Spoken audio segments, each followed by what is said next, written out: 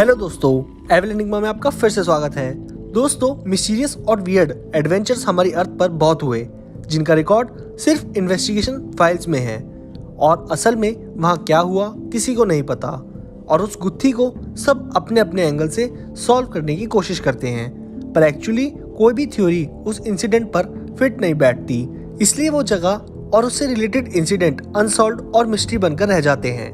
ऐसी एक जगह है जो बहुत मिस्टीरियस है और उस पर घटे हैं बहुत इंसिडेंट्स। हम बात कर रहे हैं एक लाइट हाउस की जो बहुत बहुत मिस्टीरियस है। तो दोस्तों, बिना वक्त गवाए चलिए शुरू करते हैं और जानते हैं उस मिस्टीरियस लाइट हाउस को। अ मिस्टीरियस लाइट हाउस। ये लाइट हाउस इलियन मोर के पास है, स्कॉटलैंड में, और ये जगह फेमस है अपनी मिस्टीरियस डिसअपीयरेंसेस के लिए। यहाँ पर बहुत सारी एबनॉर्मल घटनाएं रिपोर्ट की गई हैं। ये लाइट हाउस 75 फुट का है, जो कि डेविड एलन स्टीवेंसन ने बनाया था और ये बनाया गया था नॉर्दर्न लाइट हाउस बोर्ड के लिए। सबसे पहले जानते हैं लाइट हाउस का काम क्या होता है। लाइट हाउस का काम होता है बोट्स शिप्स को सिग्नल देने का कि कहाँ वाटर में डेंजर एरियाज हैं। साथ ही नेविगेशन का काम होता है लाइट हाउस का। ये लाइट हाउस एक टावर होता है जिसके ऊपर एक ब्राइट लाइट लगी होती है। ये लाइट हाउस बदनाम है यहाँ गायब हुए वर्कर के लिए। सबसे पहला किस्सा सामने आया सन 1900 के दिसंबर के महीने में, जब आर्क्टर नाम का स्टीमर इस लाइट हाउस के पास से गुजर रहा था। इस स्टीमर के कैप्टन ने देखा कि लाइट हाउस वर्क नहीं कर रहा, जबकि रूल के हिसाब से लाइट हाउस हमेशा वर्किंग होना चाहिए, क्योंकि आइलैंड्स पर लाइट हाउस का काम एक तरह से ट्रैफिक सिग्नल की तरह होता है जो शिप्स को इंडिकेट करता है। अब ये चीज कैप्टन ने लाइट हाउस की एजेंसी को कन्वे की। क्योंकि लाइट हाउस पर वर्कर और इनकी मेंटेनेंस एजेंसी के थ्रू होती है, तो सारी रिस्पॉन्सिबिलिटी ऐसी एजेंसीज की होती है। साथ में लाइट हाउस की मेंटेनेंस भी एजेंसी के थ्रू ही की जाती है। एजेंसी को जब ये बात पता चली तो वो हैरान हो गई, क्योंकि एजेंसी ने एक हफ्ते पहले ही 3 वर्कर को इस लाइट हाउस की ड्यूटी के लिए अलॉट किया था और वो लाइट हाउस पहुंच गए थे। 3 लोगों को तैनात किया गया था इस लाइट हाउस की रखवाली के लिए, जो थे विलियम मैकार्थर, थॉमस मार्शल और जेम्स डुकाट। लाइट हाउस ऑपरेशनल नहीं था और इसी की जांच के लिए एक रिलीफ वेसल को भेजा गया जिसका नाम था हेस्पेरस। लाइट हाउस की तरफ पहुंचने के बाद क्रू ने देखा कि वहां लाइट हाउस पर कोई फ्लैग नहीं था, जबकि अगर लाइट हाउस ऑपरेशनल हो तो वहां एक फ्लैग हमेशा होना चाहिए। इस रिलीफ वेसल में कैप्टन का नाम था जेम्स हार्वे।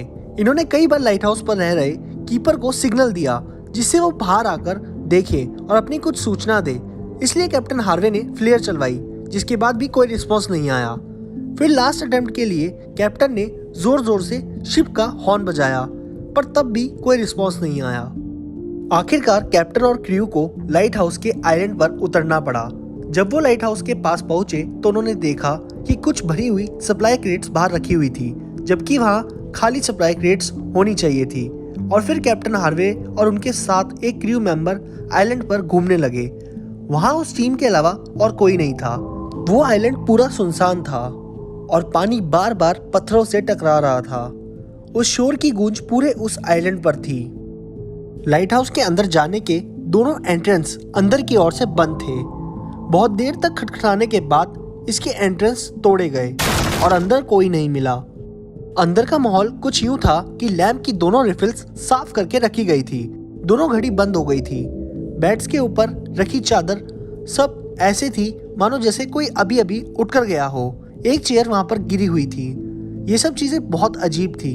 एक सवाल जो कैप्टन हार्वे को जाते ही बड़ा सता रहा था, वो ये था कि अगर घड़ी खराब होनी थी तो वहां एक भी हो सकती थी, पर दोनों घड़ी एक साथ खराब हुई, जो कि एक इत्तेफाक हो सकता है, पर इस आइलैंड को इतना मिस्टीरियस माना जाता है तो इत्तेफाक को मानना थोड़ा मुश्किल है। कहानी में अभी तो और भी राज थे जो खुलने थे। पूरे लाइट हाउस में और आइलैंड में उन 3 आदमियों का कोई सुराग नहीं मिला। वापस निकलते समय लाइट हाउस से हार्वे ने देखा कि बाहर जाने वाले गेट पर एक ओवरकोट टंगा हुआ था और बाकी 2 खाली थे, जिसका मतलब एक व्यक्ति तो लाइट हाउस में रुका था। रूल के हिसाब से लाइट हाउस पर एक ना एक व्यक्ति तो होना ही चाहिए और शायद 2 व्यक्ति जब लाइट हाउस से निकले होंगे तो वहाँ एक व्यक्ति तो जरूर रुका होगा, पर वहाँ एक व्यक्ति की मौजूदगी का समान तो था, पर वहाँ वो व्यक्ति नहीं था। ये 3 व्यक्ति कहाँ थे किसी को नहीं पता। आसपास के आइलैंड पर इन 3 लोगों की तलाश शुरू हुई। अब तक क्रू मेंबर्स समझ चुके थे कि यहाँ कुछ तो एबनॉर्मल हुआ है। अब आगे की कार्रवाई नॉर्दर्न लाइट हाउस बोर्ड को करनी थी, क्योंकि कैप्टन हार्वे ने इन 3 लोगों की गुमशुदगी को नॉर्दर्न लाइट हाउस बोर्ड को टेलीग्राम कर दिया था। अब इस केस में इन्वेस्टिगेशन होनी थी। ये केस अब नॉर्दर्न लाइट हाउस के सुपरिटेंडेंट को दिया गया, जिनका नाम था रॉबर्ट म्यूरहेड, क्योंकि रॉबर्ट ने ही इन तीनों लोगों को इस एजेंसी में रिक्रूट करवाया था और ये इन तीनों को पर्सनली जानता था। रॉबर्ट को तब्दीश में लाइट हाउस से एक बुक बरामद हुई, जिसे लॉगबुक कहते हैं। लॉगबुक एक डॉक्यूमेंट होती है जो कीपर को लाइट हाउस में रखनी होती है। इस बुक में मौसम से रिलेटेड, लाइट हाउस से रिलेटेड सारी चीजें रिकॉर्ड करनी होती है। रॉबर्ट को इस लॉग बुक में लास्ट एंट्री 15 दिसंबर की शाम की मिली। उसके बाद इस बुक में कोई एंट्री रिकॉर्ड नहीं थी। इस एंट्री के बाद कोई एंट्री का ना होना दिखाता है कि जरूर उन तीनों के साथ कुछ घटना घटी होगी। लेकिन इन सब चीजों में पहले की एंट्री को नजरअंदाज नहीं किया जा सकता, इसलिए इससे पहले की एंट्री को भी चेक किया गया। उसमें 12 दिसंबर में मार्शल ने लिखा था कि मौसम बहुत खराब है और समंदर की लहरें बहुत ऊंची ऊंची उठ रही है। ऐसा लग रहा है लहरें आइलैंड को लाइट हाउस के साथ निगल जाएगी। ऐसी लहरें उन्होंने अपनी पूरी लाइफ में नहीं देखी थी। साथ ही लॉगबुक में अपने एक पार्टनर यानी जेम्स डुगार्ट के बारे में लिखा था कि आज वो बहुत अजीब बिहेव कर रहे हैं और वो बहुत गुमसुम भी है। साथ ही विलियम बहुत रो रहे हैं। इन तीनों की कहानी लॉगबुक में पढ़कर ऐसा लगता है जैसे मानो तीनों ने अपनी मौत को देख लिया था। पर 13 दिसंबर को मार्शल ने लिखा था कि अब सब अंडर कंट्रोल लग रहा है और माहौल भी कल से सुधरा हुआ है, पर लहरें अभी भी उठ रही है। और 15 दिसंबर तक ये लिखा गया कि अब सब शांत है, पर लहरें शांत होने का नाम नहीं ले रही। 12 दिसंबर को जो भी बातें मार्शल ने लिखी उससे रॉबर्ट को बहुत अजीब लगा, क्योंकि वो तीनों को पर्सनली जानता था और तीनों बहुत स्ट्रांग थे और वो इन सब चीजों से डर गए। ये बात रॉबर्ट के लिए बहुत अजीब थी। अब जो सबसे बड़ा ट्विस्ट आप लोगों के लिए आने वाला है, उसे सुनकर आप लोगों के रोंगटे खड़े हो जाएंगे। विलियम के अकॉर्डिंग 12 दिसंबर को बहुत अजीब मौसम था और लहरें बहुत ऊंची ऊंची उठ रही थी। इन बातों को क्रॉस चेक करने के लिए रॉबर्ट ने आसपास ट्रैवल करने वाली शिप से इस बारे में पता किया, पर आसपास की शिप्स ने आसपास के आइलैंड पर ऐसी कोई भी वेदर कंडीशन रिपोर्ट ही नहीं की थी। यानी सब कुछ सही था 12 दिसंबर को, और ना ही मौसम विभाग ने इस बारे में कुछ ऐसा बताया। उनके हिसाब से भी कोई भी वेदर कंडीशन या वेदर चेंजेस नहीं थे इस आइलैंड के पास। तो 12 दिसंबर को जो भी हुआ वो सिर्फ इन 3 लोगों के साथ हुआ। ये एक बहुत बड़ा सवाल बन गया था रॉबर्ट के लिए भी, आपके लिए भी और हमारे लिए भी। इस आइलैंड का नाम एक प्रिस्ट के नाम पर रखा गया है। ये आइलैंड शुरू से ही अनलकी माना जाता है, क्योंकि यहाँ कभी कोई रहने नहीं आया। शुरुआत में यहाँ एक आबादी रहने आई थी, पर कई मुसीबतों का सामना उन्हें करना पड़ा और वो यहाँ से अचानक से रातों रात चले गए और उनका आज तक कुछ पता नहीं चला। इस आइलैंड पर कई बार एबनॉर्मल घटनाएं नोटिस की गई है। एक बार एक शिप ने इस आइलैंड पर एक फिगर देखी थी, लेकिन वो करीब आते आते गायब हो गई।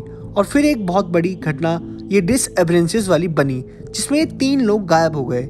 इस आइलैंड को शुरू से ही भूतिया माना जाता है, क्योंकि यहाँ ऐसा एक अजीब सा वेदर महसूस किया गया है जो सिर्फ इस आइलैंड पर ही होता है। इन घटना पर कई थ्योरीज बनी और उनमें से कुछ थ्योरी यूं थी कि 15 दिसंबर को फिर से वेदर खराब हुआ होगा और एक कीपर यहाँ रुका होगा और बाकी 2 कीपर यहाँ से निकल गए होंगे, और मौसम अच्छा ना होने की वजह से शायद वो 2 कीपर पानी में डूबकर मर गए होंगे। लेकिन फिर सवाल यही उठता है कि आखिर लाइट हाउस अंदर से बंद कैसे था? अगर लाइट हाउस अंदर से बंद था तो अंदर कोई भी क्यों नहीं था? ये इंसिडेंट एक बहुत बड़ी मिस्ट्री बनकर रह चुका है और ये सारी इंफॉर्मेशन विकिपीडिया पर भी पोस्टेड है। साथ ही इस पर एक मूवी भी बनाई गई है जिसका नाम है द वैनिशिंग, जो आपको जल्द ही हमारे टेलीग्राम के चैनल पर मिल जाएगी। मिस्टीरियस और एबनॉर्मल घटनाओं पर कुछ लोग यकीन करते हैं, पर कुछ लोग इसे सिर्फ एक इत्तेफाक समझते हैं। ऐसे इंसिडेंट कई बार हमारे अर्थ पर हुए, जैसे EWA 513, वासु भानोट ने टाइम ट्रेवल किया और एक मिस्टीरियस मैन जो टॉयलेट से आया था। ये सारी कहानियाँ आपको हमारे चैनल पर मिल जाएगी। आप लोगों के लिए एक सवाल, आप लोगों को क्या लगता है, क्या ये सच में आइलैंड भूतिया है?